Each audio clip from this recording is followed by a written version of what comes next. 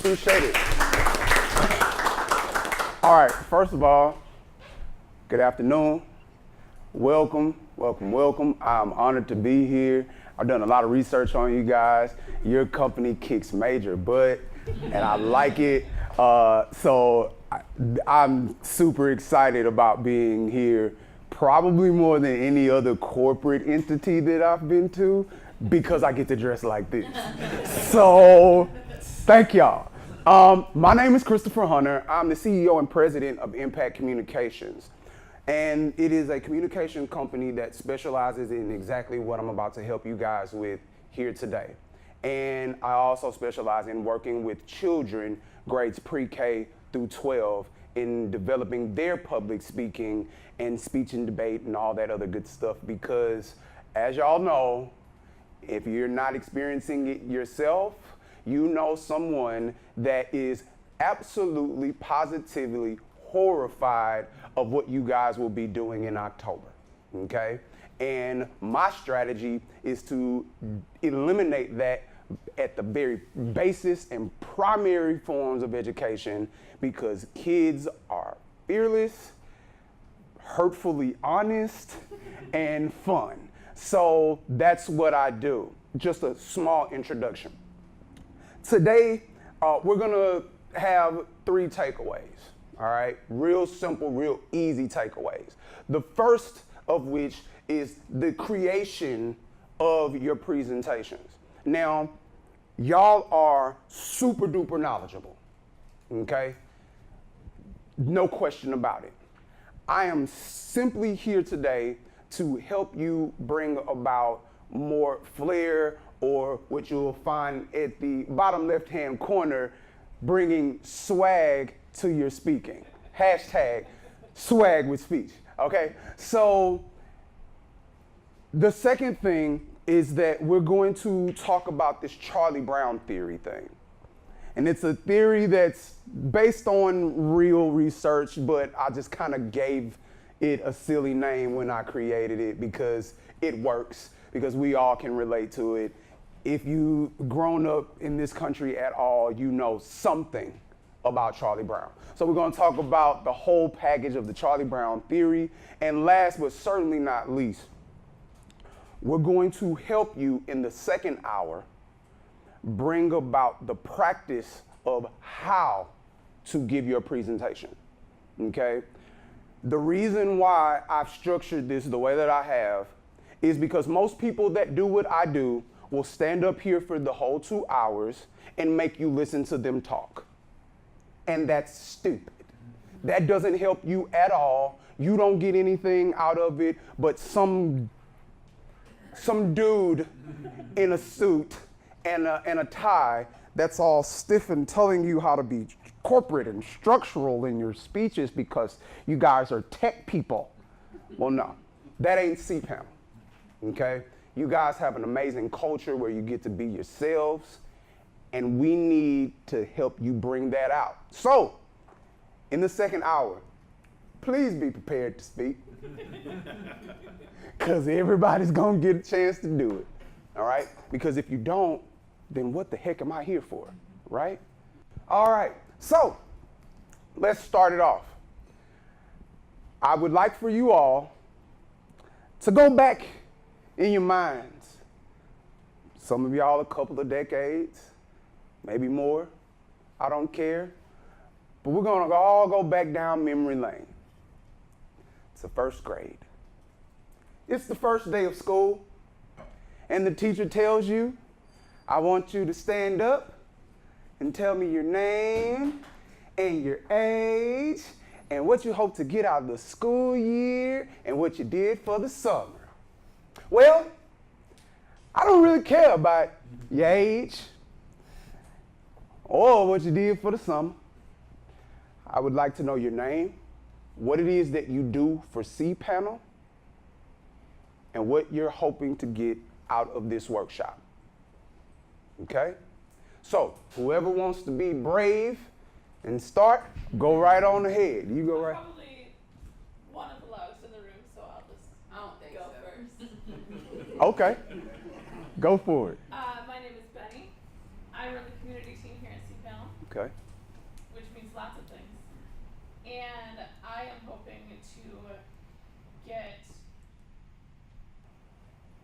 we'll just say, ideas about about different ways to present information that is typically very dry and boring. Gotcha. All right. Well, nice to meet you again, Benny. Who's next? Everybody got to go around and do it. Everybody got to do it. So you might as well get it out of the way, because imagine how you're going to feel when everybody's gone and then people do this. Right? Go ahead, sir. My name is Scott. I'm one of the team members of the product owner team. Okay. Basically looking research and new directions for the product. And I'm hoping to see new ways to present information, new ways to interact, and to gel with the audience. Gotcha. Nice to meet you, Scott. Yes, ma'am. My name is Kelly. I'm also a product owner.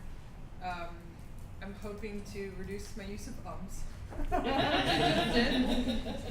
I'm gonna help you with that. I'm going to be an MC. I don't have to talk, but I want to be interesting as an MC and helping people run after me. That's a good responsibility. Okay. Yes, ma'am. My name is Megan. I'm also a community manager, and what I hope to get out of this training is how to tell a compelling story and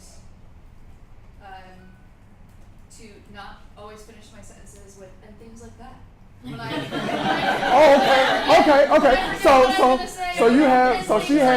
She has filler sounds, and you have what we call filler phrases. Got it. Awesome. Yes, ma'am. I'm Emily. I'm the executive assistant for internal dev, and I support Aaron Stone, the director of SDI and the rest of internal dev. I'm also an MC for cPanel, and I am interested in learning what I can do to improve. Okay. Simple as that. Yes, sir. My name's Phil. I'm also a community manager on the community team. This will be my first time to speak in front of people in a large format like this, so I'm interested to see how to format my talk. Gotcha. I'm good at writing all the words down, Mm-hmm. but putting it together in a cohesive way escapes me. So. Awesome. Well, congratulations on that. I'm gonna help you out. Yes. Dustin, developer. Mostly tips, tricks, ideas on creating compelling presentation. Gotcha. Yes. I'm Dan. I too am a developer. So America's like, welcome Dan. We support you, Dan. Thank you. So I've been with cPanel forever, 14 years, and I actually just gave the talk I'm going to give at cPanel conference last week at Yaps in Europe. Nice. And I think I'm looking for, the problem I have with it right now is I have way too much content to fit into 20 minutes, and I have an hour down. slot. Huh? I have an empty hour slot. Problem solved. Boom! Right on. Alright, I'm out. Yes, sir. My name's Alex. I'm a technical analyst supervisor. I hope to learn how to infuse the crowd with as much energy as you seem to be able to. Okay. Well, thank you. Appreciate that. Yes, sir. My name is Ryan Robson. I'm a technical trainer here, and I'm hoping to basically get all of the above that's been mentioned, along with ways to improve pacing. That's a big thing for me. Just going too fast or too slow, all that kind of thing. Nervous tics. You said pacing. When you say pacing, do you mean your speed of speech? Yeah. Mostly. Mostly. Okay. Awesome. Yes, ma'am. Hey, I'm Mary. I'm a technical trainer too. I'm hoping to find ways to reduce visible nervousness. I'm never going to get over being nervous. I got you. But hopefully it won't show too much. I got you. Yes, ma'am. I'm Risa. I'm a product owner for the Black Widow Group. I'm hoping to see the cPanel way of giving presentations so that I can improve my own presentation skills. Awesome. Yes. Hi, Chris. I'm Adam. I'm also a product owner. You've met a bunch of us here Gotcha. today. I'll be speaking on a topic at cPanel conference that can be kind of dry. So I'm excited about what you could teach us about how to make something like that exciting. Yes. So, yeah. Awesome. DJ, I think I'm the last product owner, but I'm fairly new, just like Risa here, so I'm kind of just here to see what cPanel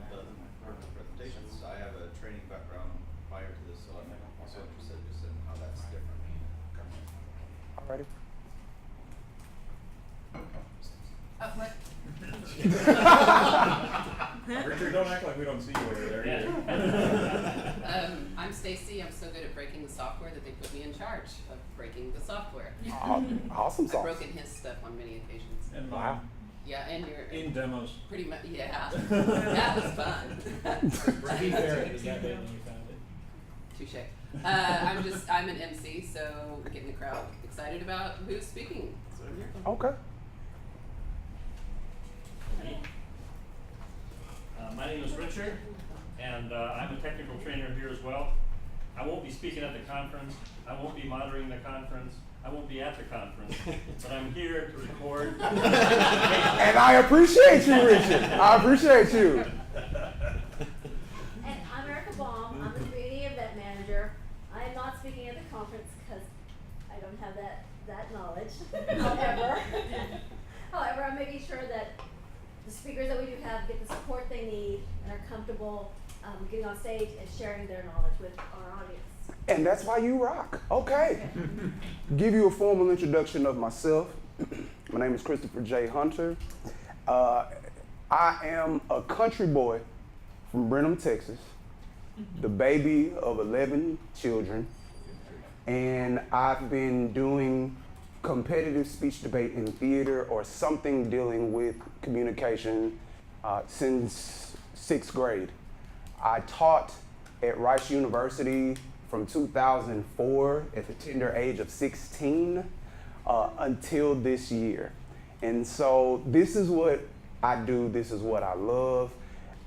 I love helping people get better at public speaking and all those things in general, okay? So thank you all again for attending this. Now let's get to it. First and foremost, the anxiety that you feel, if you are willing to openly admit that you have it, is normal, it is adaptive, and it can be helped based on techniques that you are able to use to reduce those levels of anxiety. Folks, understand this. We have to change the perception of what our job is when we are communicating with an audience, okay? The people that will be at this conference are just like you. A lot of them have technical knowledge, some more than you, some less than you. I'd like to take you into your imagination for a second and imagine that you were a fire person. In an emergency, when a fire needs to be put out, what is the goal of the fire station person, people? What is their goal? Anyone? Rescue safety. Preparation. Rescue people. Prevent loss of life. Correct? Now, what happens if the station is full of drama? You know, Emily doesn't like Joe, and Joe thinks that the suit is too tight, and Joanne thinks that the suit makes her look fat, and Bob is worried about his dog pissing everywhere at the house. What happens when all of those things are going on in the person's mind, and they've got this fire, and they're distracted, and there's a loss of life? What happens? Didn't you say it? There's a loss of life? They fail, right? They have failed in their intention, right?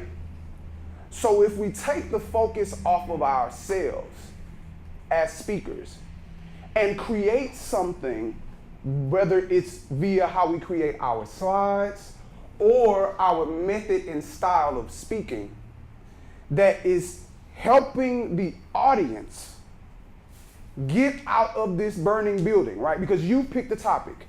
And I'm sure you've picked the topic that you deem is necessary to talk about. Or else you would have asked someone, hey, what do you want me to talk about, right? Am I correct in that? You did pick your own topic. So obviously, you feel there's a need to have either another discussion, a brand new discussion, or a look a reevaluation of a certain topic that you've discussed before. So it's all up to you. The power is in your hand.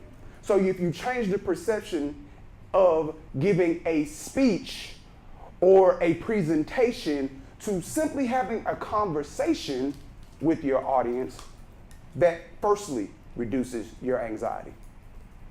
The second thing that reduces your anxiety is the physical techniques that you incorporate. First and foremost, one of the things that we do, and this is a natural thing that we do, is we will engage in negative self-talk. I suck at giving speeches. Or, I hate giving speeches.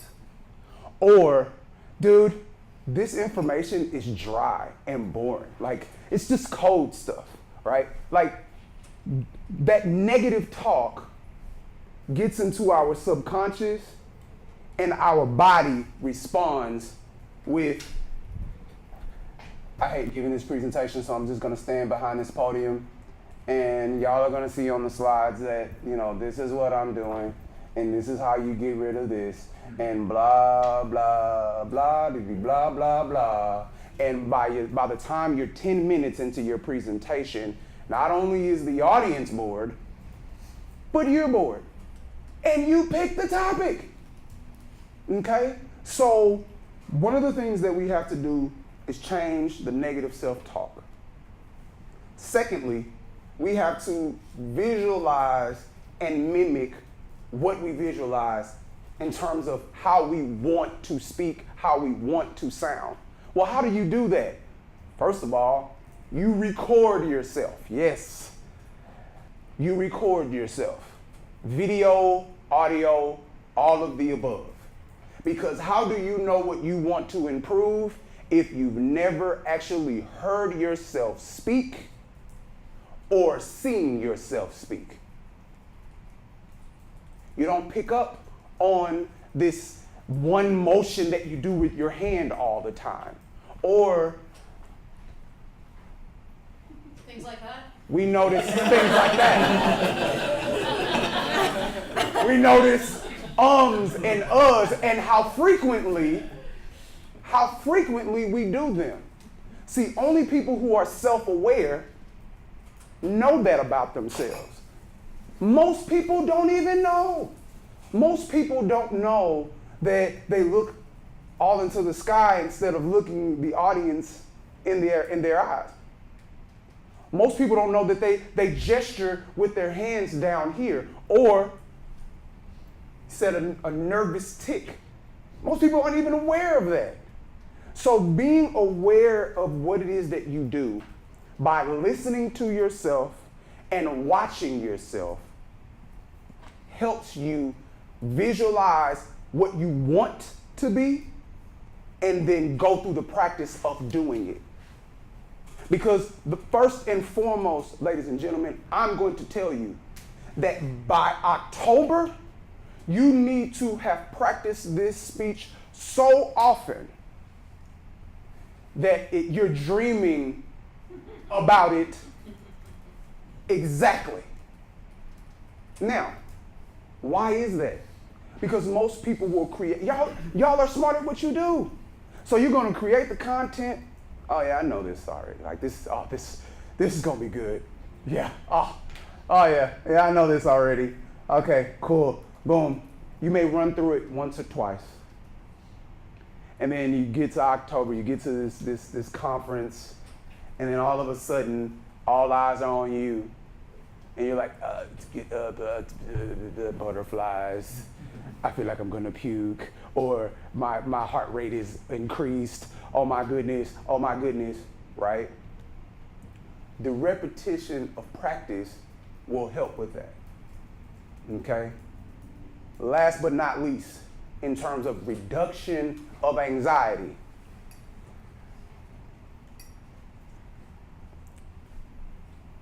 fun fact, at weddings, the people that pass out the most are groomsmen. It's a fact. And you want to know how I was able to confirm that fact? You did it. I was a groomsman. And I was at my best friend's wedding. I'm the best man. And his cousin is a groomsman as well. And as I'm looking down the line, I'm seeing this go on. The setup is immaculate. We're in the church. There's this big background behind us with all kinds of flowers. And we're dressed in three-piece suits. And there's candles behind us, so there's heat emanating from this background. And the preacher is long-winded, talking way too much. And we just want to get out of these black suits and these vests.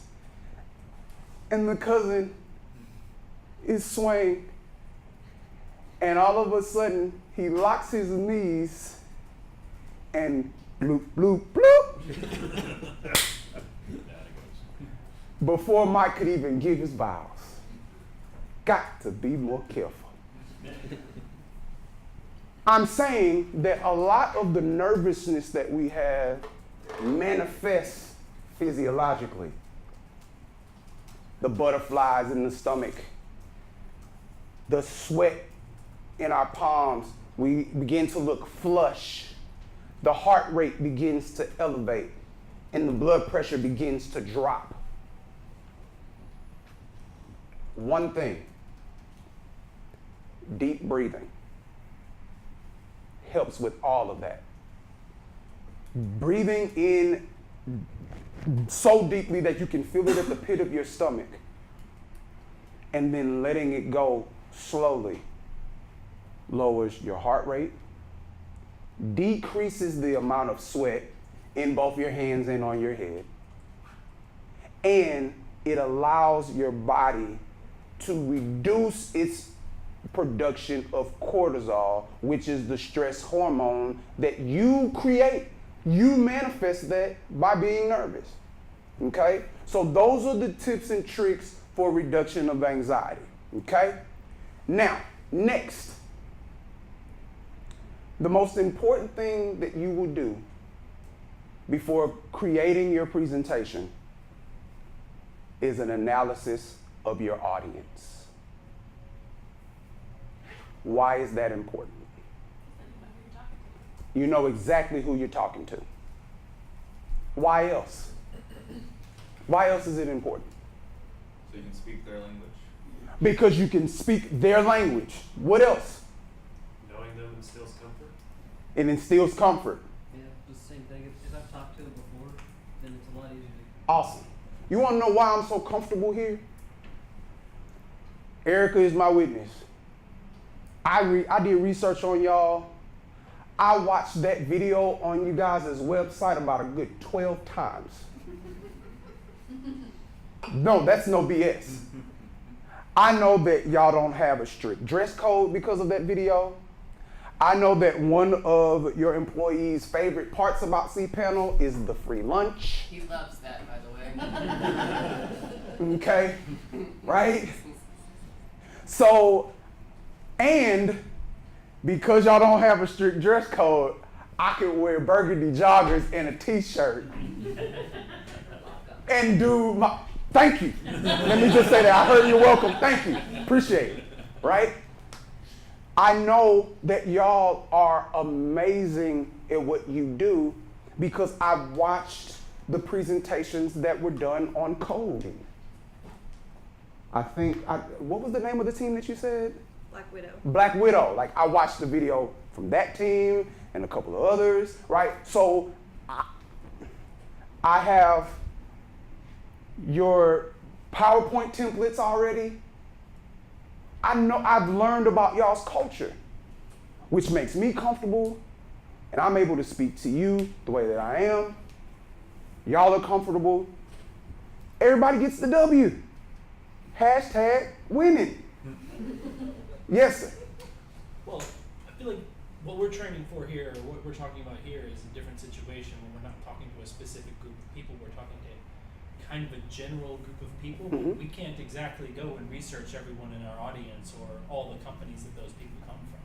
So how do you speak to a more general audience that you can't get a feel for? How do you practice? Okay, so the way that you do that is you ask questions. It's not impossible for you to do an audience analysis. Whether you are giving specific information to a specific audience or a general audience, what you do is you do what I did. Hey, Erica, I need to have an initial consultation with you. Are you free at such and such and such time to speak? Yes. And I asked her question after question after question of who you are, what the job titles and what they do represent.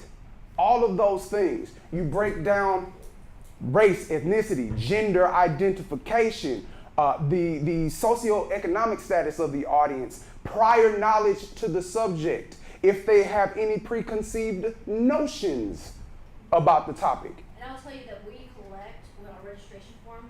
I can tell you titles, I can tell you companies coming, we'll know female male ratio, we'll know a lot of that before even just based off of, so I can get that information to you if that's something that you'd like. Do we have online scheduling where the people can choose which ones they're going to go to and then say, I'm going to that talk, so we know which ones are in our audience? Kind of, but it's not going to be. Yeah. I don't expect it to be well used. Okay. Yes. Is it normal to be more nervous to speak in front of your peers than strangers? Oh, absolutely. It is. It's absolutely normal. You know why? Because they know if you're bullshitting. Thank you. Yeah.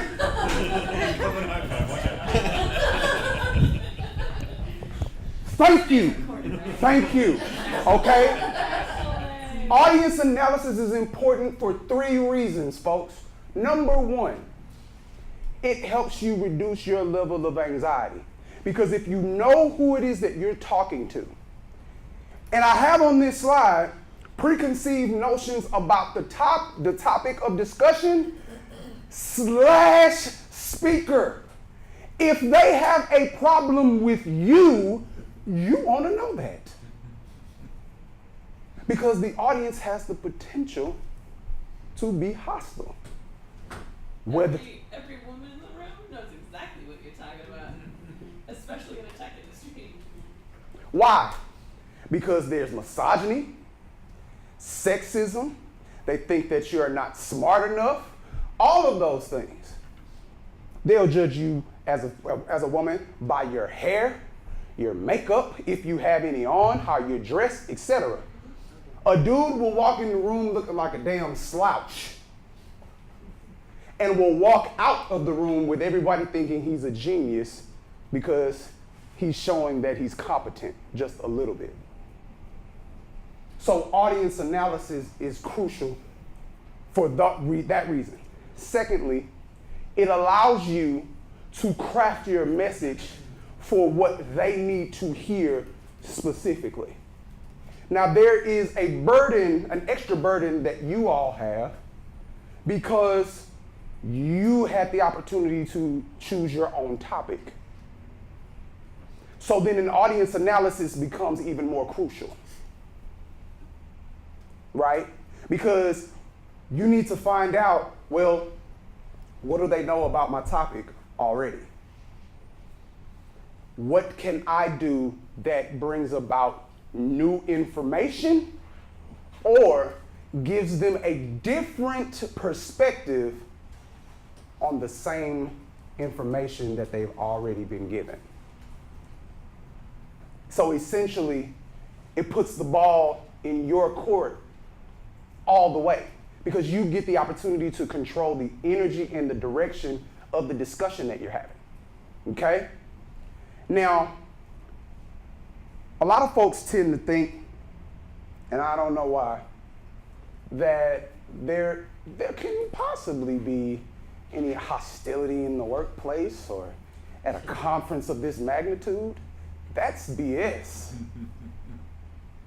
Because We're talking differences of opinion.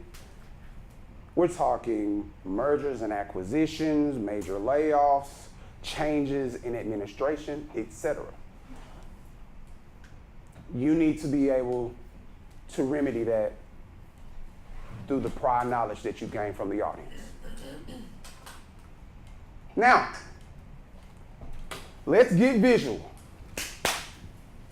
Visual aid presentations for technical use. All right? Now, first of all, let's talk about the rules of exposure. The rules of exposure are very simple. There are only 2 rules. Rule number 1, only show the audience what you want them to see or what you're going to discuss when you are ready for them to see it. Okay? Once you are done speaking, and that's rule number 1. Rule number 2, when you are done speaking on that topic, take it out of the audience's eyesight. In this case, if you have a clicker, I'm not going to test it now because I don't want to ruin my presentation. If you have a clicker and it has the ability to black out the screen, you black out the screen with the clicker. If not, you do as I did earlier and have a blank slide. Why is that important? Isn't it focused on you? As a speaker, I need y'all to be selfish. What do I mean by that? I mean, I want it to be all about you. Information doesn't sell itself, right? It's like my daddy used to say, guns don't kill people, son. Stupid son bitches with guns kill people. Yes? I know at least in Keynote you can hit the B key and then it blacks out the slide. Exactly. So whatever, and I'm going to discuss that in a second when it comes to technology. So I need you to be selfish. Okay? And because if you give them something to look at other than you, they will look. See, as adults, we got this arrogance about us. We think that kids are the only ones that have short attention spans. Wrong! Because if a presenter isn't verbally or vocally stimulating, or if they aren't moving around, they will pay attention to something else or be thinking about something else other than you. We've all done it. We've all done it, okay? So let's talk about the simplicity. Y'all are going through a lot of technical jargon, code, all of those things. And what's your name again, sir? Dan is put in a situation that I hate for people that I coach privately to be in. When you have 20 minutes to go through an immense amount of information that is dense and detailed, and they require visual aids, and you've got 20 minutes to go through all of this information. That flat out sucks. Because if the expectation is for the audience to retain said information, and I have 20 minutes, and for example, just for the sake of it, 20 minutes, and I've got to get through 30 slides. Most of y'all are really good at math, hopefully. What's algebraically, how many slides is that per minute? Less than 2/3 of a slide in a minute. And you've got to get through 30. That's stupid. That's stupid. Do you have an intro and a conclusion slide? Yes, you do. So, okay, you don't. Yes, you do. Okay? So simplicity is key. Most audiences will remember three or five major points from your presentation, no matter how long it is. No matter how long it is. So you have to decide, for the time that I have been allotted,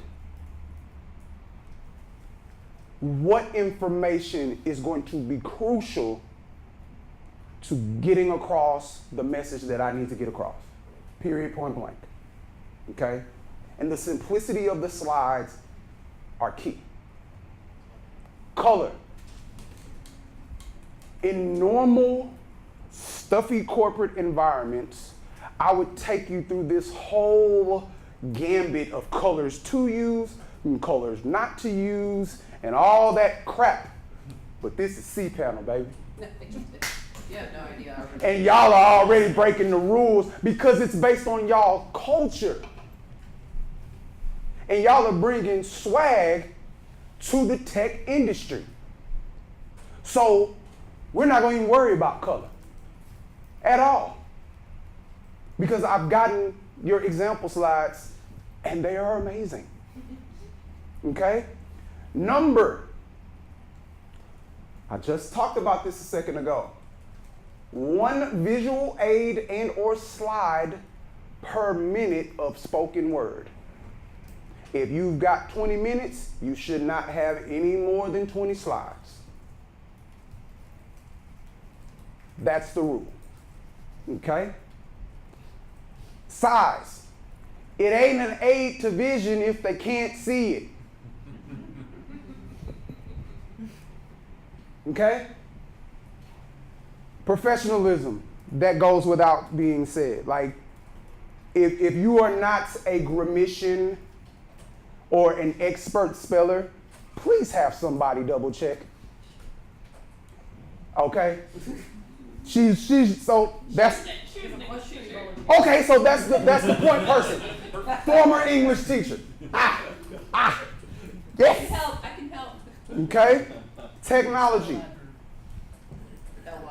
All right, so brace yourselves. Brace yourselves. When it comes to public speaking and communications, I hate technology. I hate it with a passion. Because it inevitably and always at some point will fail you. That's just, it doesn't matter how genius you are as someone that's created technology and all this other stuff, it will fail you at some point in time. Computers are the worst. Okay? So here is the rule. Here's the rule when it comes to technology. Always test to make sure everything is working within 10 minutes before you have to give your presentation. Quick story. I never have anxiety when doing stuff like this in front of adults. I get terrified when speaking in front of 3rd through 5th graders. I'm telling you, it's scary out there, y'all. It's scary out there. Imagine having to give a presentation in front of a 3rd grade class that just got back in from recess. They've had Skittles, Snickers, soda, juice, and they've been playing on the monkey bars for an hour. Imagine, if you will, how terrifying that can be. You've got your setup all good and ready to go. They've got a PowerPoint. What was it? It was Despicable Me. Gonna be playing on the screen. And then all of a sudden, they're running into the classroom. Everybody's all jolly because it's movie day. And somebody runs by a cord and kicks that bad boy out of the socket. and it bends. The part that goes into the wall absolutely bends. And no one has the cord, the same type of cord that your computer needs. And they're hopped up. And the only thing that you know for sure is gonna calm them down is Despicable Me. You're screwed. Mr. Hunter, what happened to the computer? Mr. Hunter, can we just go back outside? Mr. Hunter, I have to go to the restroom. Knowing damn well your little self wouldn't have had to go to the restroom if that movie was on right now. Sucks. 10 minutes, folks, 10 minutes before you have to speak. Make sure that everything is working. And then last but not least, practice, and more practice. Okay? You've got to be able to form a physical relationship with your presentation. How you will move throughout the speaking area. When you will click to the next slide, etc. Okay? Those things are important. Now, let's talk about speech organization. Okay? And establishing credibility.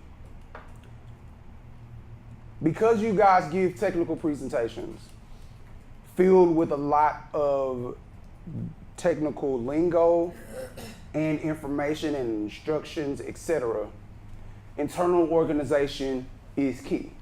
Remember I said earlier that an audience will remember 3 to 5 major points that you make in your speech.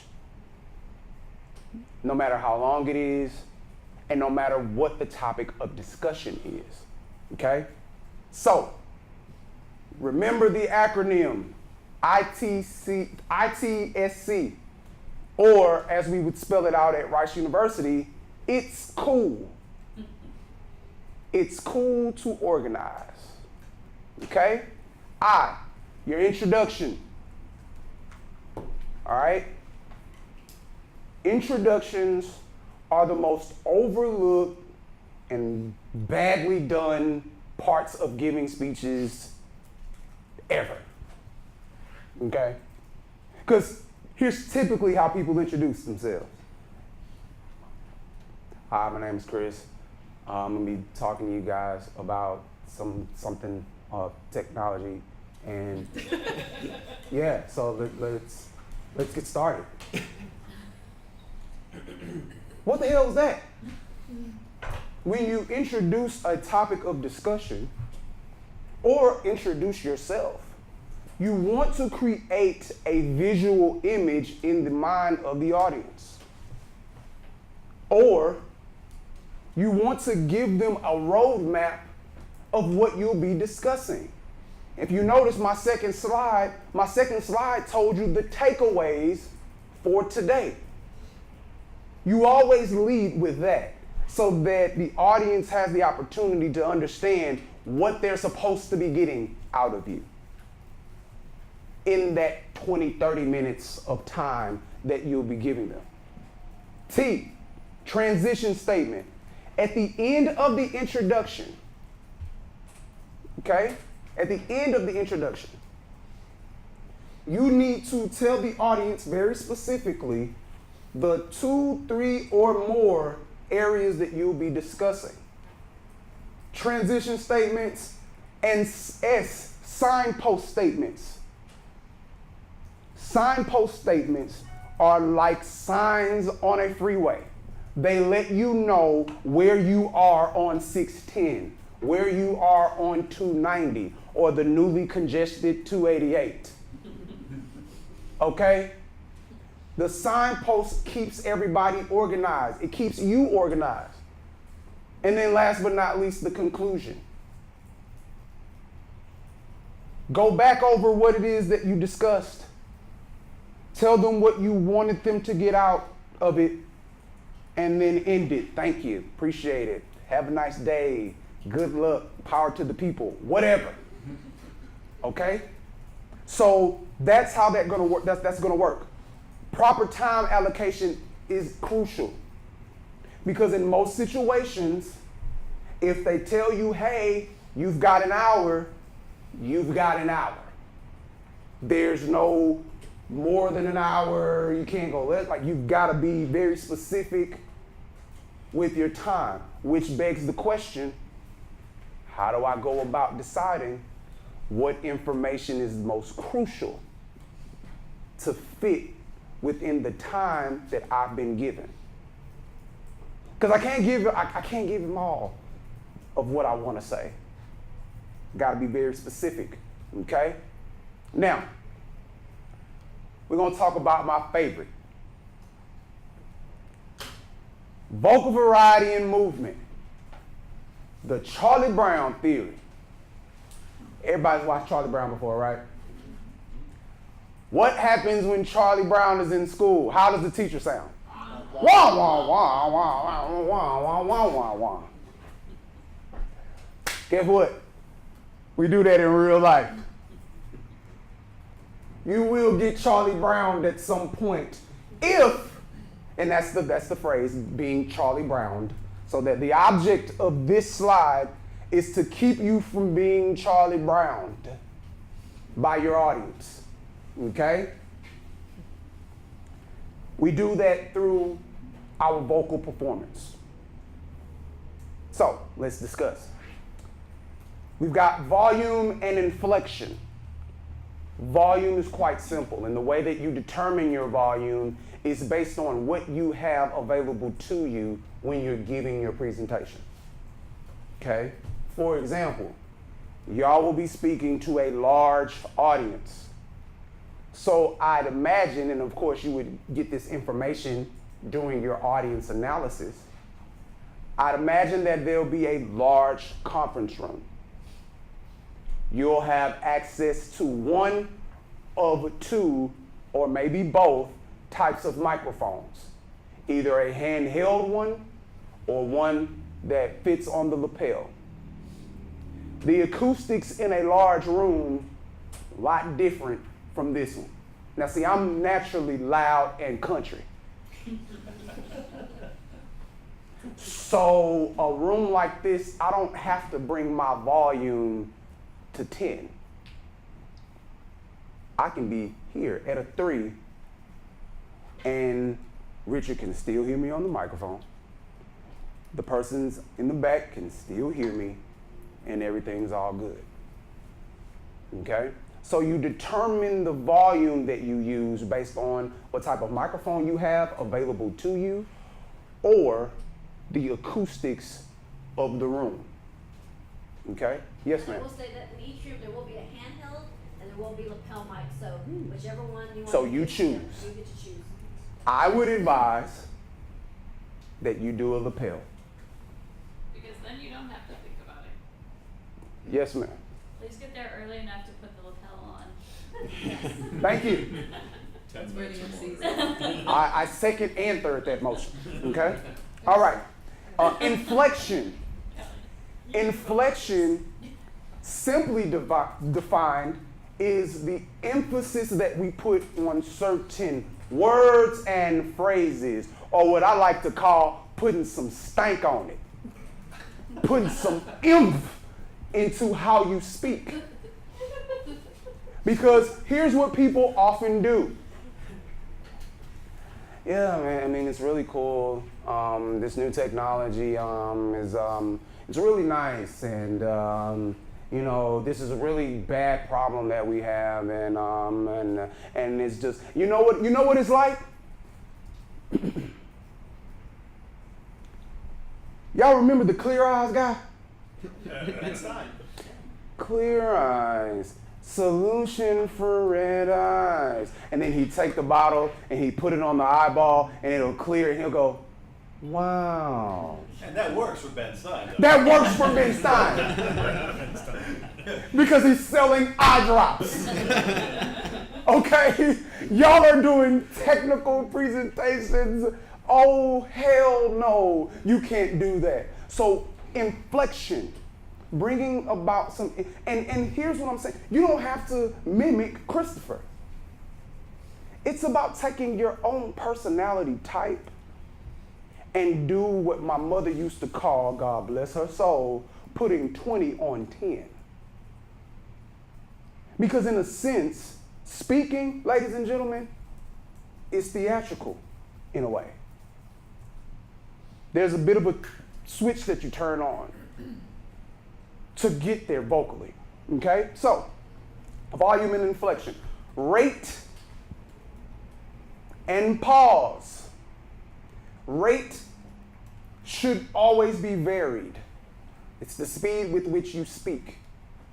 Sometimes when you're telling an anecdotal story, for example, if you're talking about a client that called in and had a problem with such and such and such and such, there's no need for you to slow your rate of speech for that. You can just kind of tell that anecdotal story or example, etc. But in times where the information is going to be crucial and you're using technical lingo that a common audience may not understand,